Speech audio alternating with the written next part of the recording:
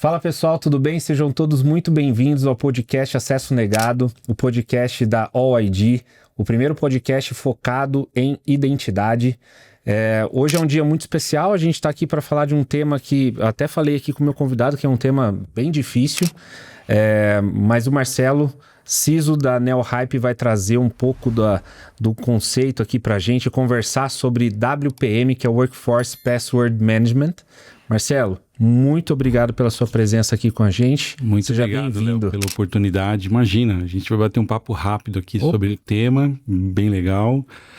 Tem um pouco de experiência nessa área, né? Já quase 30 anos trabalhando Pouquinho, então. com tecnologia e segurança, então dá pra gente ir à frente aí com o tema. Maravilha.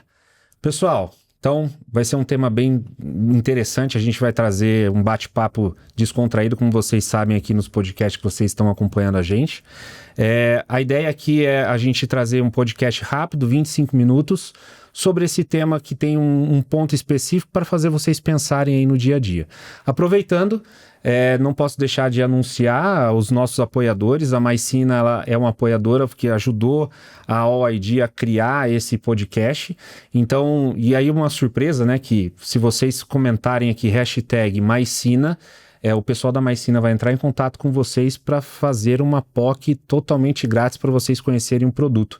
É uma linha de Unfishable e é bem interessante. E o tema de hoje é um pouco sobre isso. Um pouco sobre isso. Eu recomendo a ferramenta. Já testei, é muito boa. Ó, eu não combinei nada com o Marcelo, mas já tá... Não, a gente está com o Morelli lá para o próximo ano, né? Temos interesse em ter a parte de cofre de senha que...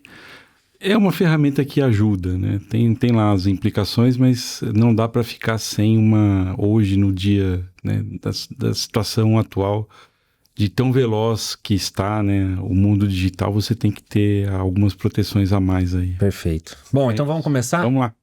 Vou começar, eu sempre trago meu script, eu tenho um monte de perguntas aqui para você. Vamos lá. Mas eu vou começar com a primeira aqui, né?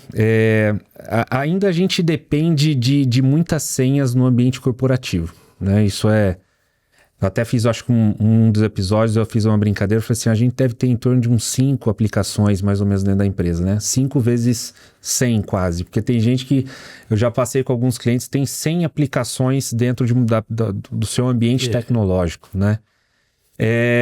Mesmo após tanto tempo que a gente sabe que as senhas é uma fragilidade, por que ainda hoje está sendo um desafio para a gente fazer o controle dessas senhas? Bom, primeiro porque a gente não evolui, a gente dá salto, né? Então, esses saltos acabam afetando o aculturamento.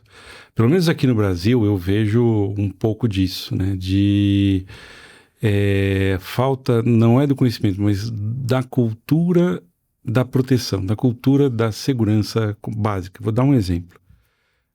Você na Europa, quando você nasce, você já sabe que é proibido atravessar fora da faixa, que você não pode falar com estranhos, que você não abre a porta sozinho quando você é pequeno. E aí isso está enraizado em você. Então você vai crescer com aquilo. Aí já faz parte do seu dress code ou do seu código de conduta de que essas coisas são proibidas. Passar farol vermelho, né? Dar seta para o lugar errado, enfim, você já aprende isso. E aqui, infelizmente, a nossa cultura é da facilitação, né? Então, para que eu vou ter senha? Para que eu vou fazer isso? Para que eu vou fazer aquilo? E acaba que esse aculturamento nos prejudicou no mundo corporativo, que, modéstia à parte, a gente está melhorando, né? Então, se você olhar os últimos, 2025, os últimos 15 anos, mudou bastante essa questão. Mas ainda assim é importante, porque a primeira fronteira de proteção a uma informação é o indivíduo e o que ele sabe sobre aquela informação. Perfeito. Neste caso, uma senha. Só que, pensa você que há 15 anos atrás eu podia usar 1, 2, 3, 4, 5, 6, né? Não dá mais para usar 1, 2, 3, 4, 5, 6, 7, 8, 9, Marcelo 23, né? Marcelo arroba. Quem usa hoje o arroba 2025? Não, imagina. Ou o nome da empresa arroba 2025, enfim, vários tipos, né? Então, você precisa de um conceito. E conceitos de senha, você só se aplica aculturando. Então, eu tenho vestido essa camisa e fazendo disto uma bandeira, que é a conscientização do básico bem feito. Não utilize senhas fáceis. A gente dá treinamento lá anual.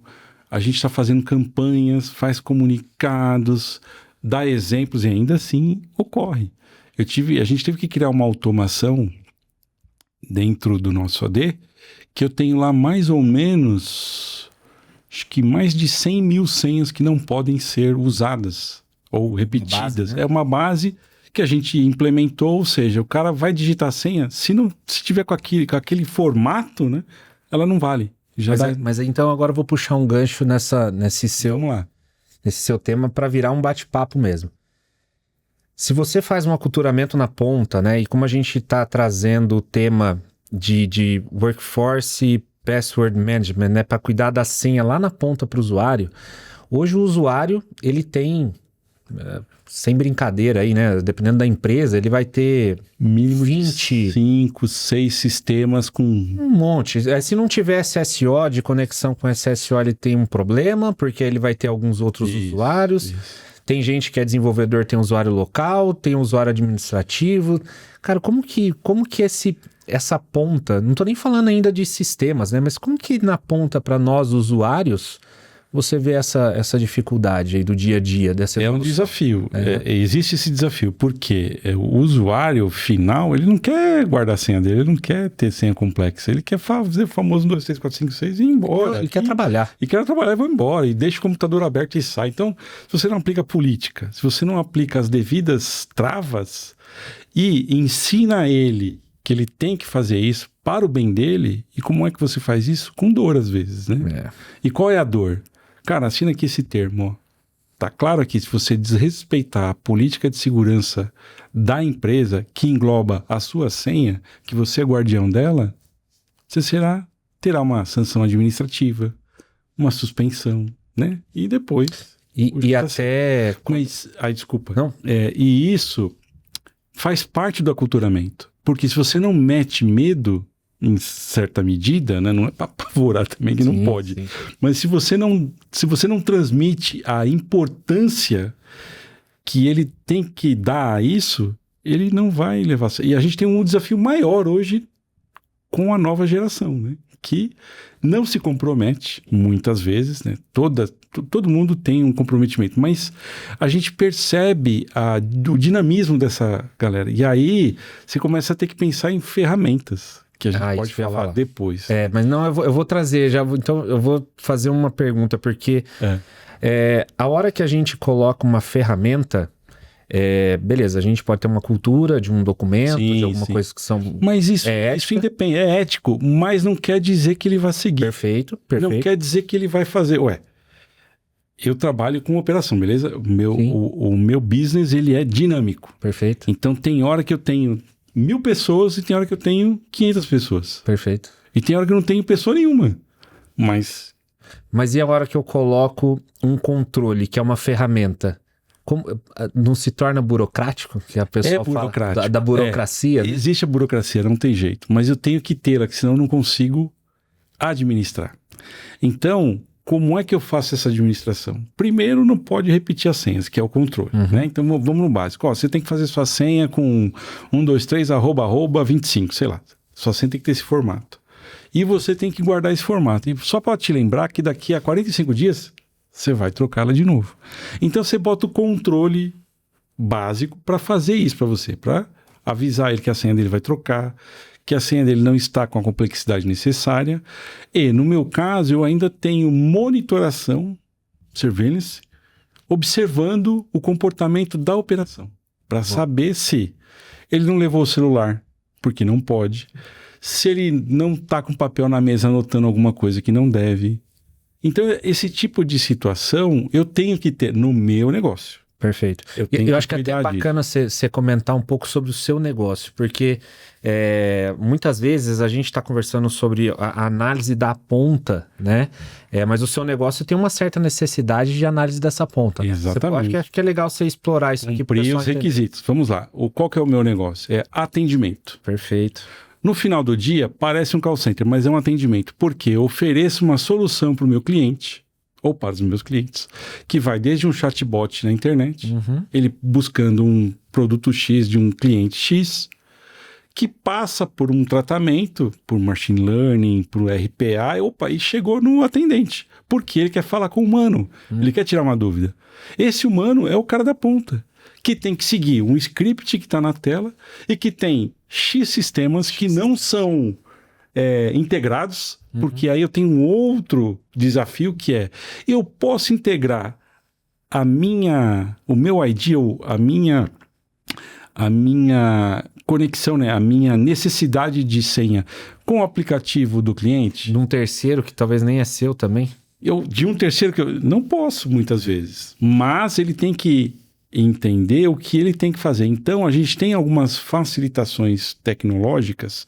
Por exemplo, no meu negócio, ele entra com o usuário e a senha dele, abre uma tela para ele, fechada, já com os ícones que ele tem que usar. Bem básico. Cada ícone vai levar ele para um lugar. Neste lugar, tem uns que aceitam a minha autenticação, ou seja, a autenticação que ele já fez, e aí ele transporta essa autenticação e usa. E tem outras que eu fiz uma automação, a gente, né, internamente desenvolveu como se fosse um cofre de senha operacional. Perfeito. Que quando ele vai, por exemplo, entrar no SAP, abre o SAP, mas por trás está uma inteligência que está colocando o usuário e senha para aquele operador. Só que ele não sabe da senha, ele sabe da operação. Minha operação, o meu é T914. Ele digita T914, a senha entra e ele usa. Lembrando que você também tem casos de que às vezes o cliente fecha um negócio com você e ele não permite que esses seus atendentes entram com celular. Exatamente. Aí tem um outro problema, porque aí, desafio. MFA, vamos com MFA, com não resolve. Não resolve. Acho que é legal para o pessoal. Esse é um outro desafio. O MFA, ele é bom, ele reduziu o conceito de fraude, reduziu o conceito de facilitação, né, ou de burlar sistemas, que o operador, ele tem todo o tempo do mundo que ele não está atendendo, ele está tentando fazer alguma coisa para sair daquele mundo que ele está, ou seja, para navegar na internet, ou para passar o tempo, enfim. Mas ele não consegue porque tem N controles, N situações ali, mas ele faz isso. Então, a gente tem que tomar o cuidado da ação. Tem sistema sim que eu tenho que botar um MFA, e não vai com o celular, vai por onde? Vai por um e-mail. Por token. Ou token. Aí token eu tenho um outro complicômetro, porque é muito volátil. Então, até eu cadastrar um token, esse cara já saiu, já entrou outro, eu tenho que fazer outro token. Então, tem uma ciranda aqui. E aí entra as soluções que a gente pode falar depois, de passwordless, de Perfeito. Comportamento, enfim, várias coisas. Mas falando do MFA, que já é uma mitigação, existem clientes que a gente fez um comum acordo assumindo o risco de que esse operador vai ter um celular. Pode ser o dele, pode ser um dado pela empresa, para ele receber o SMS ou instalar o tokenzinho digital para que ele possa fazer o segundo fator de autenticação. E tem casos ainda, por exemplo, como o Authenticator da Microsoft ou do Google, que está lá como um add-on dentro do browser dele, que quando ele vai acessar aquele sistema, faz a solicitação, ele olha o código e bota lá. Mas tudo isso é um exercício, leva tempo, leva desenvolvimento e a cultura. E olha a complexidade. A complexidade do negócio, né? Então, por isso, quando a gente fala antes de começar aqui, a gente estava conversando sobre isso.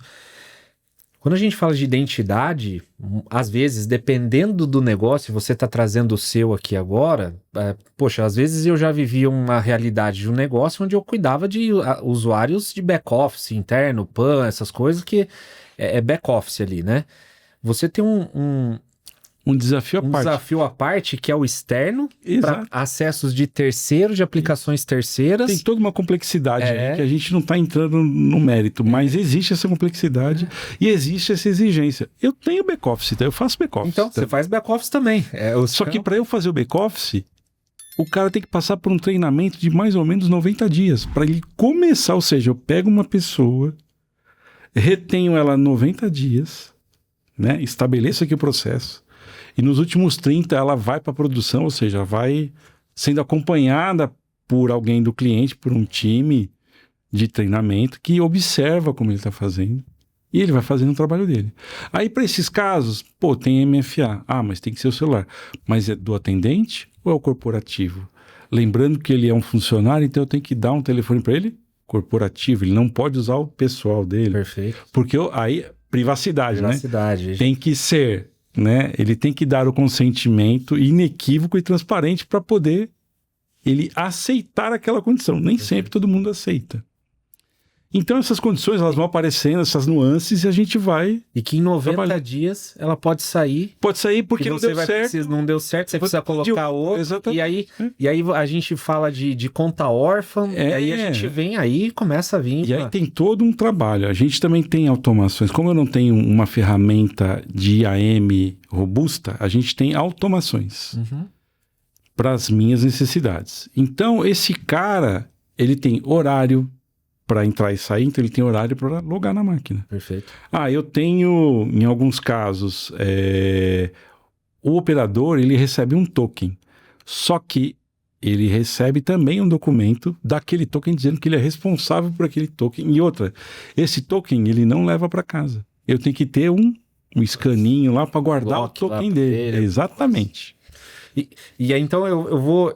Você trocou no assunto de token, só que eu vou colocar um tempero aí em cima disso. Porque a gente tá falando de token, de MFA, de soluções que a gente escuta corriqueiramente.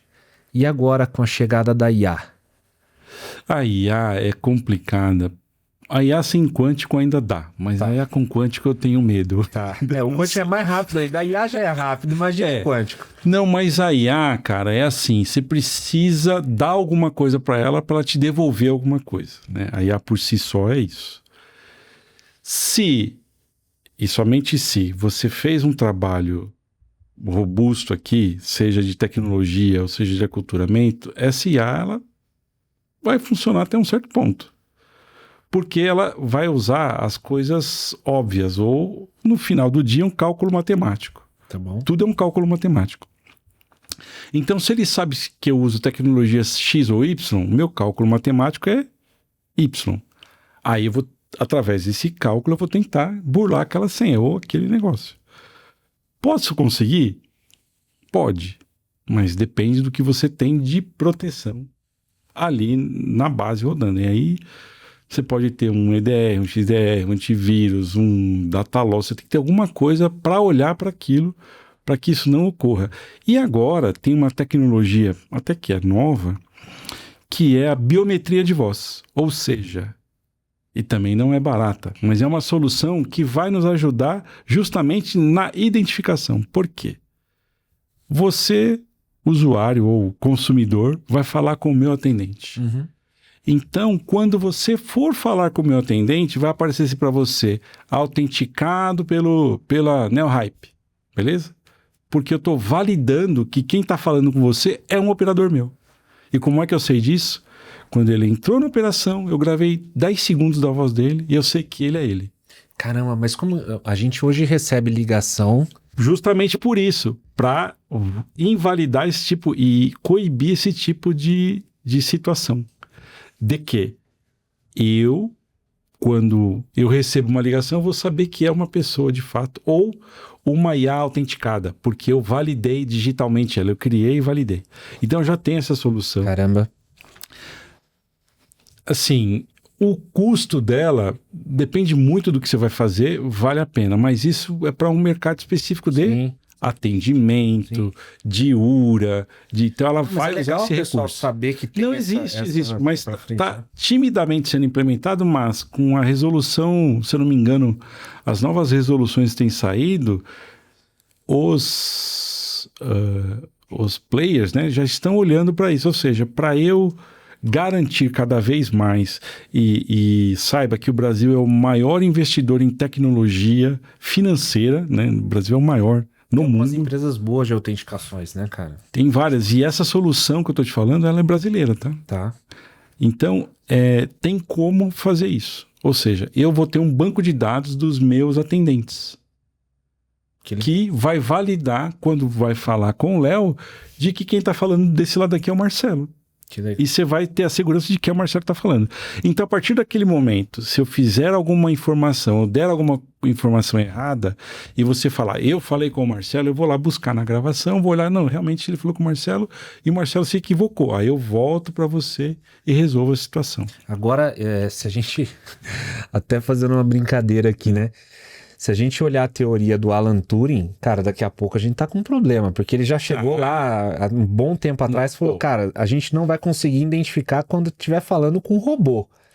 A gente tá numa linha, já tô quase pisando ali, né? Eu já pelo menos já falei, alô, oi, sim, as operadoras estão testando alguma solução desse tipo também, justamente porque eu preciso validar cada vez mais que você é você mesmo.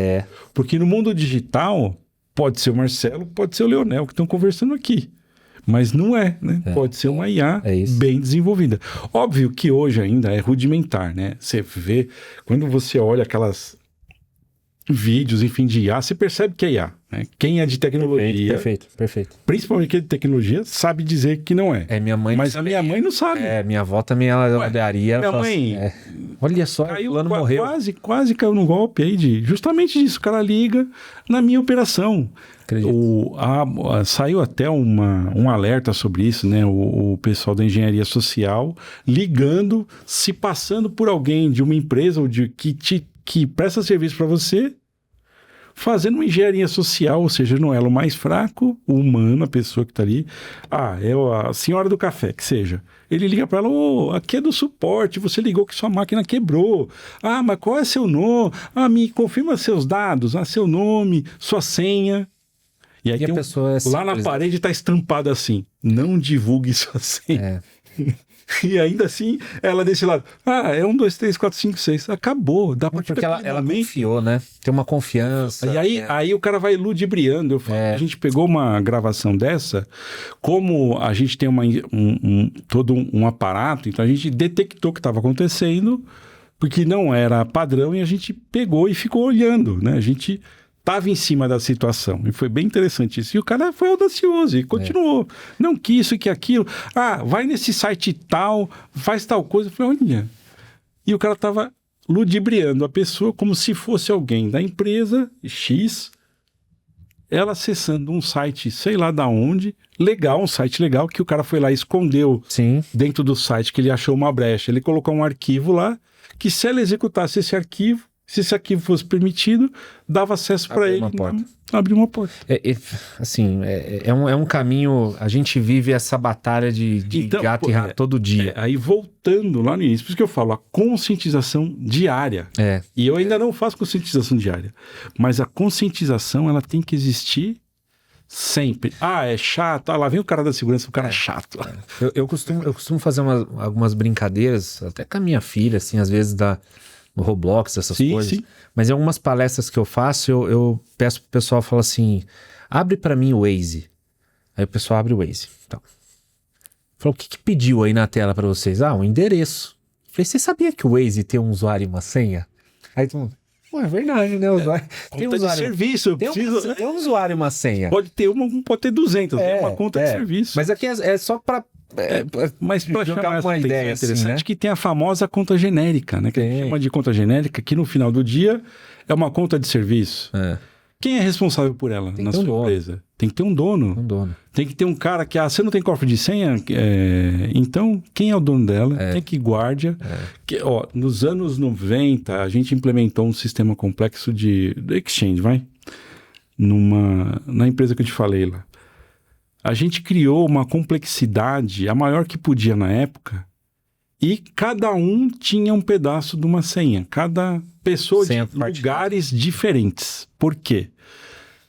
Eu não posso dar o poder total para você de abrir um banco de dados de correio. Cara, olha o tamanho da responsabilidade que você está adquirindo. Porque você, com essa senha, teria o poder de acessar qualquer mailbox. Porque é um serviço. Então, o que a gente convencionou dentro do trabalho? Beleza, então o Leonel vai digitar um pedaço, o Morelli vai digitar outro e o Marcelo vai digitar outro. beleza? Só que vocês não se conhecem, tá? Você é da unidade da Zona Sul, ele é da Zona Leste, eu sou da Zona Oeste. Tal dia você vai lá digitar essa senha. Entendeu?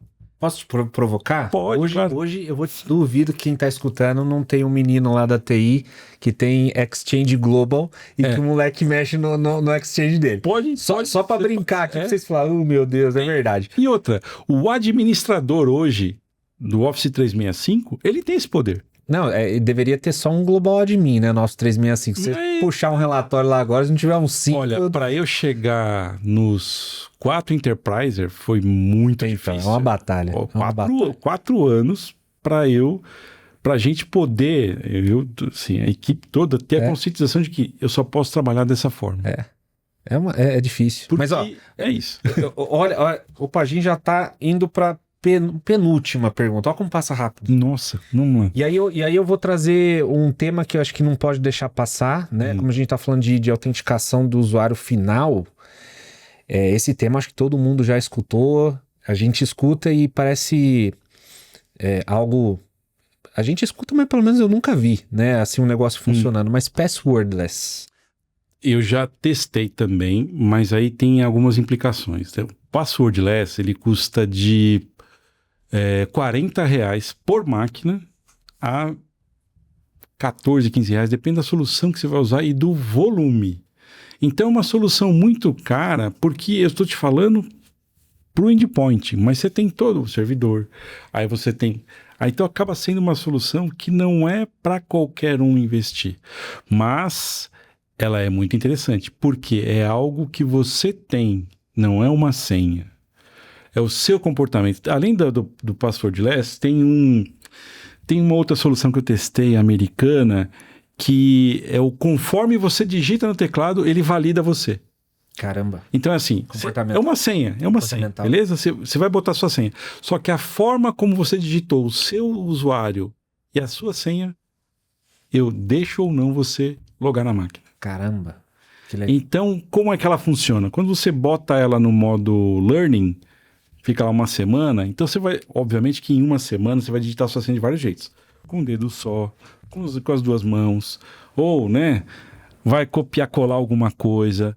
Enfim, você vai fazer algumas situações na máquina que ela vai detectar que aquilo é uma senha, que aquele é seu usuário, e a partir daquela gravação que ela fez, daquele bloco, ela sabe que você é você na máquina. Comportamental. É comportamento. E eu acho bem legal. E tem outras soluções mais avançadas, que é aquela que a gente também almeja, que é a câmera, né? Tá. Então, o operador chegou, sentou de frente para a máquina, fez um movimento que a gente percebeu que não é um robô, que não é uma foto, que é X coisas, e digitou o nome lá, Marcelo. Opa, é o Marcelo mesmo. Bate aqui. Eu fui lá na base do RH, vi a foto dele, né, facial, tal. Esse cara, ele pode acessar a máquina, entendeu? Poxa, que bacana, que bacana. Mas também são soluções que determinam tempo, investimento, e nem sempre é. E aí uma coisa que é só para fechar a ideia, não é só comprar também a ferramenta. Não, tem um processo, tem uma governança por trás. A governança, conhecimento dos técnicos que vão dar o suporte o dia a dia, porque vai ter suporte, né? Como é que se fala aquela frase antiga, né? A tecnologia trouxe problemas que não existiam, né? Então a gente tem que saber trabalhar com eles. E solução por solução, dou o meu exemplo. Eu tenho DLP de X fabricante lá. Eu levei 1 ano e meio para ter maturidade. Acredito. De política. Acredito. De entendimento do que é ou não, do que pode ou não. O que é o DLP, né? O que é o DLP? Que informação realmente está indo? Lembre-se que a gente não tem uma solução nacional. Todas as soluções, elas são internacionais. Você tem que o adaptativo, óbvio que hoje, né, se você olhar o DLP de 20 anos atrás, o DLP de hoje, ele é muito mais avançado, mas ainda assim você tem que tropicalizar ele, né? Tropicalizar, fazer refinamento, dar treinamento, e outra, é uma ferramenta que necessita de carinho. Por que eu falo carinho? Porque não adianta estar no meu Cienc lá e tal, tem alerta, playbook, joia, mas se não tiver alguém lá no final do dia, uma pessoinha ou pessoinhas, fazendo opa, deu esse alerta aqui, mas deixa eu ver se é válido, se não é. Porque a ferramenta, por mais que você refira, olha, gente, por mais que você use tudo, que a IA tá, beleza, cara. Ainda assim, para certas soluções você tem que ter a inteligência humana, tem que ter alguém lá para bater o olho e falar, não, beleza, isso é fato. Eu acho que aí você fechou com uma chave de ouro, porque eu costumo dizer o seguinte, né? A gente tá ouvindo muito falar de risco humano. E risco humano a gente tá aqui, ó. Eu tô vendo você tá vendo eu, a gente tá aqui humano. A partir do momento que eu entrei pra aquela tela do celular, você já aquela não tela, garante. cara, eu sou uma identidade. E acabou. Eu posso ser uma identidade ou eu posso ser N identidades. Exatamente. Né? Então a gente tem que cuidar muito bem das nossas identidades. Pra fechar, e a última pergunta, o que você deixa de mensagem pra galera pro tema de identidade, pra gente fechar, de identidade, pra gente fechar essa sessão aqui com você? Feijão com arroz. Faça o seu feijão com arroz. O que é feijão com arroz? Governança, uma política bem definida, orientação, nunca deixe de orientar. Não passe o cara tem que saber. Não, ninguém tem que saber nada. Oriente, porque não é o costume da pessoa. Né? E seja vigilante. Se não for vigilante, não adianta nada das outras três. Sabe as leis da robótica do Asimov, né? Jamais machucar um humano, jamais infringir as regras, e a terceira não pode, né? Você não pode... Nenhuma das duas. Nenhuma das duas outras, é isso. Boa. Então você tem a governança, você tem uma política bem aplicada, você orientou, você conscientizou, mas, né? Ou uma das regras da privacidade, né? Aceite, mas desconfie, né? Ou seja, cheque. O não repúdio tá vindo cada vez mais. E cada vez mais, porque a gente está num mundo muito digital, muito avançado, e outra, a IA não é para substituir você, é para te apoiar. Então, nós que temos a identidade, vamos aprender a usar ela a nosso favor, não contra. Boa. Ou, como eu vi outro dia no Instagram, né, um advogado botou a IA para fazer... Eu vi também. Fazer a dissertação. Pô, não faça isso. O que mais me espantou que foi um advogado. Se fosse um cara de tecnologia, até entendo. Marcelo. Mas é isso, Leonel. Obrigado. Muito obrigado. Passou rápido, né? Passou muito rápido. O pessoal não viu aqui, mas eu errei umas 5 vezes pra gente começar o episódio. Mas depois que vai também. É natural. Isso. Marcelão. Obrigado. Manda um abraço pra galera. Manda um abraço a todos, foi muito bom. E voltamos aqui pro bate-papo final. Com certeza.